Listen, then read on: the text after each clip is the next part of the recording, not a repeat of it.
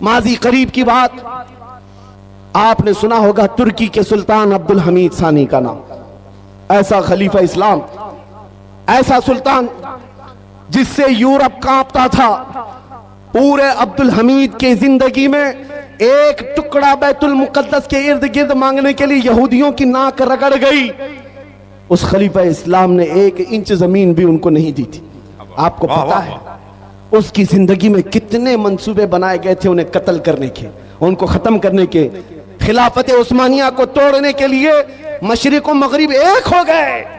لیکن جانتے ہو وہ رعب و دبدبہ ایسا تھا عبد الحمید کا، ایسا تھا. فرانس نے ایک مرتبہ حضور کی گستاخی پر مبنی فلم ریلیز کرنے کا منصوبہ بنایا. ایک فلم بنانا تھا. جیسے ہی سلطان عبد الحمید کو یہ خبر ملی، پیغام صرف اتنا بھیجا کہ اے فرانس کے لوگوں باز آ جاؤ، نبی پاک سے ہمارا ایسا روح کا رشتہ ہے، ایسا ایمان کا رشتہ ہے کہ ہم میں سے کوئی مسلمان اس چیز کو برداشت نہیں کرے گا. اگر تم اس فلم کے ریلیز کرنے سے باز نہیں آؤ گے.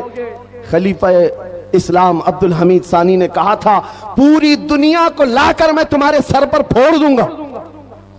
اور ایسا خوف تھا، ایسا ڈر تھا. فرانس نے اس وقت جو اپنا منصوبہ بند کیا تو آج تک وہ فلم نہیں ریلیز کر سکا. یہ 150 سال پہلے کی بات کر رہا ہوں. اس وقت کی یہ یورپی طاقتیں خوف کھاتی تھی، تھراتی تھی عبد الحمید سے. کس وجہ سے؟ عبد الحمید کی فوج بہت بڑی تھی، عبد الحمید کا ذہن بہت بڑا تھا. نہیں، عبد الحمید کا عشق رسول کمال کا تھا. کیا بات ہے، کیا بات ہے. عشق رسول کمال کا تھا. مدینہ طیبہ سے جب انہوں نے ٹرین چالو کی تھی استنبول تک کے لیے، جب انجن کو چلایا تو انجن آواز کرنے لگا. عبد الحمید نے کوڑا مارا. شہر رسول میں اتنی بلند آواز. عبد الحمید کو وہ بھی پسند نہیں تھا. وہ نبی پاک کے شہر کی حرمت اور عزت رکھنے والا. میں نے جتنی مثالیں دی ہیں یاد رکھو، عمر ابن خطاب کی، خالد ابن ولید کی، صلاح الدین ایوبی کی اور خلیفہ عبد الحمید کی. یہ وہ مثالیں میں تمہارے سامنے رکھ رہا ہوں جو سب کے پاس اگر کوئی دولت تھی تو عشق رسول کی دولت، جس سے انہوں نے پوری دنیا کو زیر کر دیا تھا اور سب کے سامنے اپنی طاقت کا لوہا منوا لیا تھا. اس عبد الحمید کے بارے میں جانتے ہو جس نے عشق رسول میں ایسا بھرا ہوا سینہ اپنے پاس رکھا تھا. اس کے زمانے کا ایک غریب آدمی تاریخ میں بتایا گیا ہے مفلس تھا. قاضی نے اس کو جیل سنا دیا تھا اس لیے کہ کئی لوگوں سے وہ قرضہ لیا تھا اور قرضہ نہیں دے پاتا تھا. قرض خواہوں نے قاضی کے پاس مقدمہ کیا یہ غریب آدمی ہم سب سے قرضہ لیتا ہے واپس نہیں کرتا ہے. قاضی نے 3 دن کا ٹائم دیا، قرضے واپس کر دے نہیں تو جیل میں ڈال دوں گا. وہ روتا ہوا اپنے گھر جا رہا تھا. ایک بزرگ ملے، کہا تیرے مسئلے کا حل یہ ہے کہ حضور کی بارگاہ میں رو رو کر کے بیان کر، کچھ نہ کچھ مدد آئے گی، کچھ نہ کچھ مدد آئے گی. رات کو گیا وہ روتا ہوا بارگاہ مصطفیٰ میں فریاد کرتا ہوا سو گیا. میرے عزیزو بات سچی ہے، جب دل ٹوٹتا ہے تو مدینے کا تاجدار آتا ہے. خواب میں میرے آقا تشریف لائے، پوچھا کیا مسئلہ ہے؟ اس غریب نے کہا آقا آپ کو حال معلوم ہے، میں غریب ہوں، میرے بچے ہیں، میری بیوی ہے، ٹوٹ گیا ہوں، قرضہ لے لے کر کے گھر چلا رہا تھا، اب تو مجھے قاضی کی دھمکی آ گئی، 3 دن کے اندر ادا نہیں کیا تو جیل چلا جاؤں گا. اس غریب کو میرے آقا صلی اللہ علیہ وسلم نے خواب میں بیان کیا کہ جا کل اٹھنے کے بعد بادشاہ کے دربار میں چلا جا، جو سلطان ہے اس کے دربار میں جا کر اس سے کہہ کہ تجھے جتنی ضرورت ہے وہ لے لے. اس غریب نے کہا سلطان تک ہماری پہنچ کہاں ہے، کیسے جاؤں گا، اور اگر جا کر کہہ بھی دوں کہ آپ نے بھیجا ہے وہ کیسے یقین کرے گا. اللہ اکبر. تاجدار کائنات نے فرمایا اس سے صرف اتنا کہنا روزانہ سورج نکلنے سے پہلے تو 1000 بار اپنے نبی پر درود بھیجتا، اور یہ بات کوئی نہیں جانتا، وہ ایسا عاشق ہے میرا، لیکن کل کی رات تھک کر سو گیا تھا، مجھ پر درود نہیں پڑھ سکا. یہ بات جا کر اسے کہہ دینا. صبح وہ غریب اٹھا اور جا کر کے سلطان اسلام کے پاس کہتا ہے مجھے اللہ کے نبی نے بھیجا ہے. سلطان اسلام نے پوچھا کہ کیوں کہہ رہا ہے اللہ کے نبی نے بھیجا؟ کہا یہ بتا کر کے بھیجا ہے آپ روزانہ رات حضور پر 1000 بار درود پڑھتے ہو اور کل کی رات تھک کر سو گئے، پڑھنا بھول گئے. سلطان اپنی کرسی سے کھڑا ہو گیا، کہا یہ بات تو میری بیوی کو بھی نہیں معلوم، یہ راز تھا، اور اگر تجھے معلوم ہے تو یقیناً میرے مصطفیٰ کی بشارت آئی ہے۔ آج تو میرے وارے نیارے ہیں، خزانے سب کھلے ہیں، جتنا مال چاہے لے جا، اس لیے کہ یقین وہ آ گیا ہے، ہم یہاں سے پکارے وہ وہاں سے سنے۔ مصطفیٰ کی سماعت پہ لاکھوں سلام۔ وہ نبی جو سنتے ہیں، سن کر کے فریاد کو پہنچتے ہیں۔ اس غریب نے جتنی ضرورت تھی وہ مال لے لیا اور عدالت میں آ کر کے قاضی سے کہا، قاضی صاحب ان قرض خواہوں کو بلا لیجئے، میں اپنا قرضہ ادا کرتا ہوں، مجھے سلطان کی طرف سے یہ انعام ملا ہے۔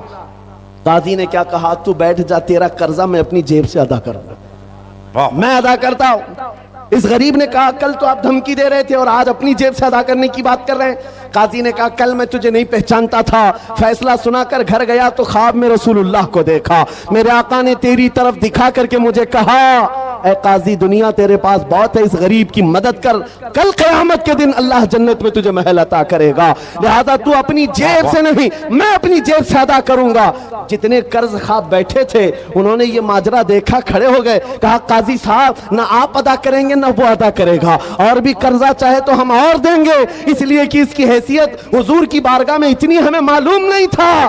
وہ جتنے قرضدار جو تھا اس دربار سے اٹھتا ہے، نہ اسے 1 روپیہ دینا پڑا، نہ کسی کو منانا پڑا، بلکہ پلس اس کو سلطان کی طرف سے خزانہ بھی ملا۔ وہاں دربار سے نکلا اور جھومتا ہوا کہنے لگا، اتنا دیا سرکار نے مجھ کو جتنی میری اوقات نہیں، یہ تو ان کا کرم ہے، ورنہ مجھ میں تو ایسی بات نہیں۔ میرے کریم سے گر قطرہ کسی نے مانگا، دریا بہا دیے ہیں، دربے بہا دیے ہیں۔ اس واقعے کو میں نے صرف اس لیے آپ کے سامنے بیان کیا، وہ سلطان کون تھا جس کا 1000 بار کا درود روزانہ کا معمول تھا؟ وہ خلیفہ عبدالحمید ثانی تھا، جس کا رعب و دبدبہ ایسا تھا کہ آج کے دور کے 50 ملکوں پر وہ تنہا حکومت کرتا تھا۔ آج 50 کنٹریوں میں بٹ گیا یورپ، ان میں تنہا حکومت تھی عبدالحمید کی۔ میرے عزیزو آپ کیا سمجھتے ہیں؟ طاقت و قوت اسی عشق مصطفیٰ کا نام ہے، اس محبت مصطفیٰ کا نام ہے۔ آج بڑے بڑے لیڈر بیٹھے ہوئے ہیں، ارے تیل کی جائیدادیں اتنی ہیں، یہ سعودی، یہ امارات، یہ بحرین، یہ قطر، یہ وہ امیر عرب کے دیش ہیں جو تیل پی پی کر کے مر جائیں گے، ایک لقمہ فلسطینیوں کو کھلا نہ پائیں گے، اور نہ ہی ان سے کوئی دنیا خوف زدہ ہے، دنیا ان سے ڈرتی بھی نہیں۔ کیوں؟ ایسے پٹھو ہیں کہ ان کی زبانوں میں ہماری زبان رکھی گئی ہے، دنیا جانتی، یورپ کو امریکہ کو معلوم ہے، لیکن ان بڑے بڑے طاقتور دیشوں سے نہیں ڈرنے والا یورپ ہم نے ابھی 4-5 سال پہلے دیکھا ہے، ویل چیئر پر بیٹھ کر کے خطاب کرنے والے ایک خادم حسین سے یورپ ڈرتا تھا، ڈرتا تھا، اور بار بار یہ کہتا تھا کہ ان کی تقریروں کو بند کرو۔ ہم سوچتے ہیں جس کے پیر میں تکلیف وہ کھڑا نہیں ہو سکتا، ویل چیئر پر بیٹھ کر لبیک کا نعرہ لگاتا ہے، یورپ کی دھرتی بھی ہلتی ہوئی نظر آتی ہے۔ پتہ یہ چلا طاقت و قوت تخت و تاج کا نام نہیں، فوج کا نام نہیں، بادشاہی تاج کا نام نہیں، طاقت و قوت حقیقت میں عشق مصطفیٰ کا نام۔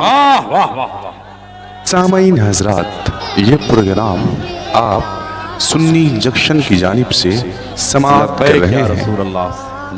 اب آؤ میں اپنی گفتگو کو ختم کرنے پر آیا ہوں۔ ساری دنیا کے ان ناموں سے رسالت کے محافظین جو جیا لیتے ہیں ان کی بارگاہ میں نے خراج عقیدت پیش کیا، جنہوں نے میرے نبی کے نام کی عزت کی حفاظت کی ہے، وہ خواہ سیدنا عمر ابن خطاب ہوں، سیدنا خالد ابن ولید ہوں، سیدنا صلاح الدین ایوبی ہوں، یا سلطان عبدالحمید ثانی ہوں، یا وہ ان جرنیلوں کی بات میں کر رہا ہوں جن کی طاقت کا لوہا پوری دنیا مانتی تھی، لیکن ان سب کے پاس ایک ہی طاقت تھی، وہ عشق رسول کی تھی۔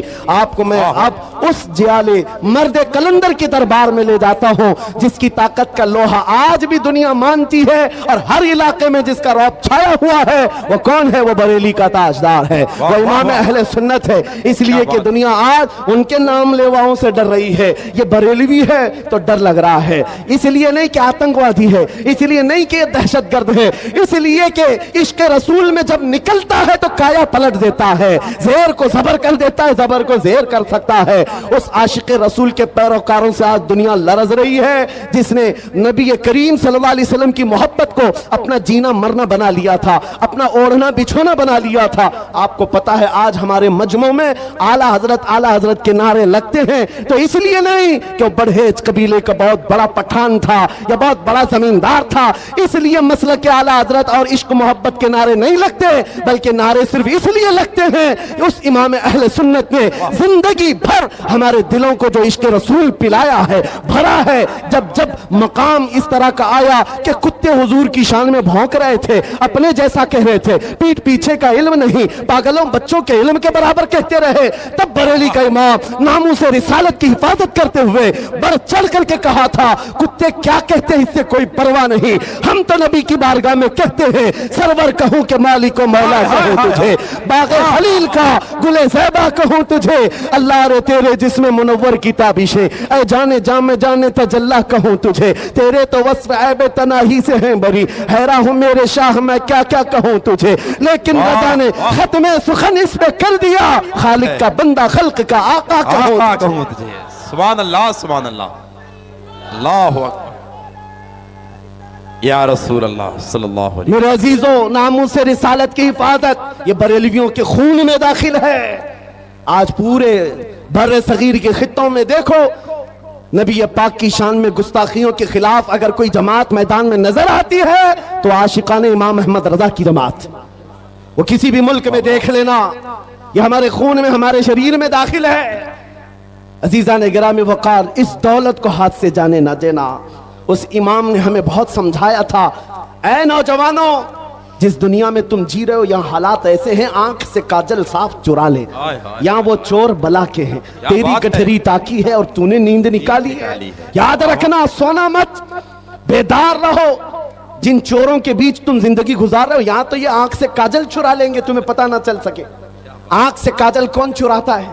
ایک تھانے دار صاحب سے ہم نے پوچھا بھی تھا کہ آپ کے پولیس اسٹیشن میں کبھی ایسا کیس آیا ہے کسی نے کاجل چرایا ہو؟